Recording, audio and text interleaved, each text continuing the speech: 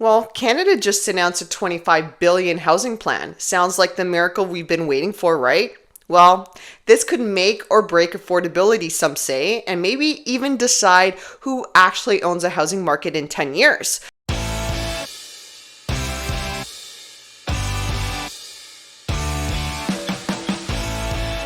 So let's unpack this. I'm Linda, one of the Ragona sisters, and I'm going to break down what the new Build Canada Home Plan really means for you because it will impact all of us as it will reshape the future. Make sure to like, share, and subscribe because I'm about to unpack the Build Canada, the billions in funding, and trust me, there are some big questions to ask because this initiative can change the playbook as we know it. Here's the headline: 25 billion in prefab financing plus another 10 billion in low-cost loans, potentially enough to reshape how we build homes in Canada. And let's be brutally honest here. Some are already saying it's going to flop because we've been promised game-changing housing solutions for decades now. The names just change, the acronyms change, and the photo ops change. But the price of a starter home keeps climbing like it's attached to a skyrocket. Think back to the 1980s and 1990s. Governments rolled out co-op housing, rent geared to income programs, and first-time homebuyer grants. In the 2000s, we had various affordability housing strategies and tax credits. In 2010, gentle density in single-family neighborhoods.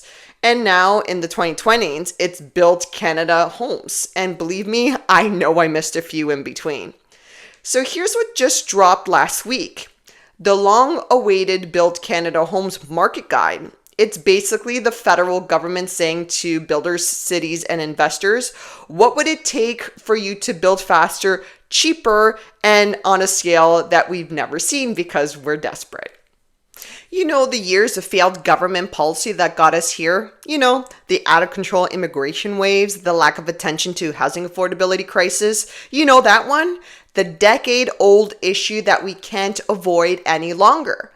And scale is the key word here because we've kicked the can down the road way too long. They're not talking about a couple of small townhome projects. They're targeting developments of 300 units or more, the kind of builds that actually make a huge difference in supply-starved regions in the cities. On paper, it's bold, Build Canada Homes, or BCH. It's set up by two different divisions in the home building process. Part one, it's developer, and part two, they're financier, and an option to take an equity investment. They're pulling together existing CMHC programs like the Affordable Housing Fund, the Federal Lands Initiative, and new funding streams for modular and prefab housing. So here's where the difference lies. They will be the financier and the developer and potentially provide investment equity on a scale of building that we've never seen before, or at least the promise of it.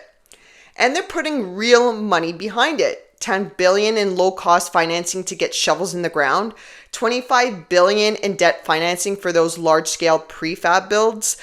So let's touch upon prefab, modular homes. Why modular? Well, interesting enough, Brookfield Homes is connected to Modular Group. It's a major international modular housing company. But beyond that, the real draw is efficiency. Some say when it's done right, prefab construction can shave months of build times and cut costs by 20%. Imagine approving a project in January and having people move in before the end of the year.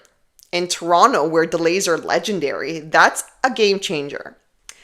We could see a pace of construction we haven't witnessed in generations, they say, but here's where it gets uncomfortable. Once the government starts playing on this scale, it also starts controlling the market in new ways and potentially a big part. Think about it. If BCH became the go-to financing partner for mega projects and developers, they may adjust their entire business model to fit government criteria. That means Ottawa isn't just funding housing, it's shaping the types of homes being built and the locations. And for some people, that's a welcome level of intervention. For others, it's a slippery slope. Because when you centralize that much decision making, you risk politics overshadowing market realities. And that's what people don't realize. And here's the one raising eyebrows. 1 billion in equity investments is also a component of the Build Canada homes. Now, equity investments sounds harmless. Let's be clear on what that means. In this context, it's the government becoming a financial partner in certain developments. Right now, it's at the project level, not at the individual home ownership level, but people have concerns. So once the government starts buying stakes in housing projects, some say it's not that huge of a leap to imagine shared equity home ownership, where they help you buy, but in exchange own part of your property and claim a slice of your future appreciation when you sell. It's not in the guide yet, but time will tell. But the concept of the government owning part of residential property in the future is no longer unthinkable. Countries like UK and Australia already have shared equity programs where the state owns a percentage of your home. It's marketed as helping buyers enter the market. It also means giving up part of your future wealth to a public entity. Supporters say it's better than being locked out entirely. Critics say it's just a modern way of making Canadians perpetual tenants, even in their own homes. Now let's talk about building on federal land, which is also part of BCH. Underused property that could be turned into housing. Skipping land acquisition costs can cut 20 to 30% from a project's budget. The other big wild card here is this on paper. Using surplus federal land for housing is a no-brainer. But what qualifies as surplus? Is it well-located, transit-connected land, growing communities, or random, awkwardly shaped parcels far away from jobs and amenities? Because, let's be honest, developers aren't going to jump at the chance to build 500 units in the middle of nowhere just to tick off a box with the government. Anyways, let's see what's being proposed. But the other big deal is, which the guide talks about, is affordable housing.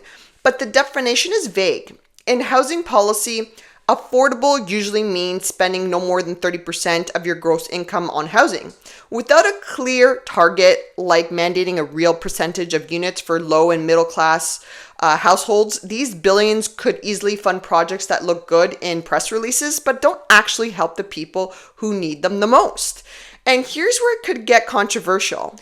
We need to see some good, solid guardrails to prevent another round of luxury condos with a few affordable units. Because let's face it, for a builder, luxury means more profit. We've seen it before. Developers meet the minimum, politicians cut the ribbon, and the market barely notices. Then there's the eligibility trap. Past housing programs have had income caps, residency requirements, or rules that lock you in for years before you can even sell. Too strict and deserving buyers get left out. Too loose and investors snag up units meant for end users. Now here's why speed matters. In Ontario, housing is backlogged so big it would take years of record-breaking construction just to break even with population growth. Every month of delays adds costs. Materials get pricier, labor rates climb, and interest charges pile up. They say prefab helps with this because it lets you build in a factory while prepping the site at the same time. That overlap can cut timelines in half. Less time means less financing costs, fewer nasty surprises, and faster move-in dates. Here's the part you won't hear in press releases. Quality matters. Prefab can be excellent, but if it's rushed or cheaped out, buyers will be stuck with repairs before they unpack. Build Canada Homes could be a breakthrough. It could also be a billion-dollar band-aid. If they nail the execution, it could deliver faster builds, better financing, and genuinely affordable units. If they don't, it'll be another program that costs a fortune and change nothing. Prefab can be faster, yes, it can be cheaper, but it's not magic. If the factories aren't already scaled up, if the labor isn't trained, if the supply chains aren't ready, you can have all the financing in the world and still wait years before the first unit is move-in ready. And let's not gloss over the fact that fast doesn't always mean good. Cut too many corners and you're left with homes that look shiny on day one but become repair nightmares by year 5. Remember the leaky condo crisis in BC in the 90s? Rush construction plus cost cutting equals billions in repairs? What I'd love to see and haven't seen yet is clear commitment to quality standards alongside speed. If BCH is going to bankroll these projects, they should demand durability because affordable housing that needs constant repairs isn't really affordable. Another thing the guide doesn't touch, the impact on the resale market. If thousands of new units flood certain pockets, the older units and townhomes and detaches in those areas can see slower appreciation or even price dips as buyers flock to brand new builds with better financing.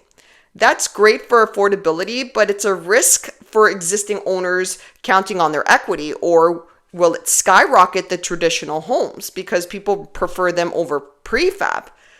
That was a big concern that I've always thought about, but I guess we'll see. While BCH can offer financing, land, and equity, it can't rewrite municipal zoning or speed up provincial permits. For this to all work, all three levels of government have to move in the same direction. When's the last time you saw that happen without a fight? The good news is this is still the consultation stage. They're asking for feedback from developers, nonprofits, indigenous groups, and the public. But the window closes fast, and once the plan is locked, it's locked.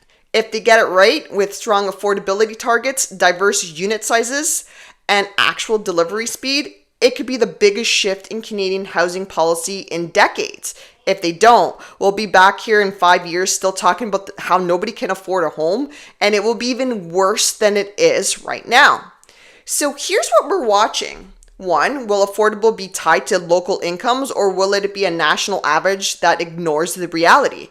Number 2, will we get enough family-sized units or just these micro condos that nobody wants?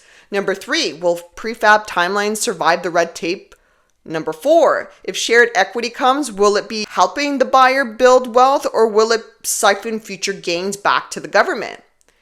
And the 5th one for the skeptics, will the public land promise mean smart, well-located sites, or just parcels so awkward no private developer wants them or wants to build on them? This isn't just a housing program. It's a potential shift in who gets to decide what Canadian home ownership looks like in the future. If you're buying or selling or just tracking the GTA market, we've got your back. Keep checking in with us on the latest updates that can change your whole mindset on how you view the market. If this helped you, hit subscribe. It helps more than you know. Until next time, stay well, and we will see you in the next episode. Thank you so much for watching.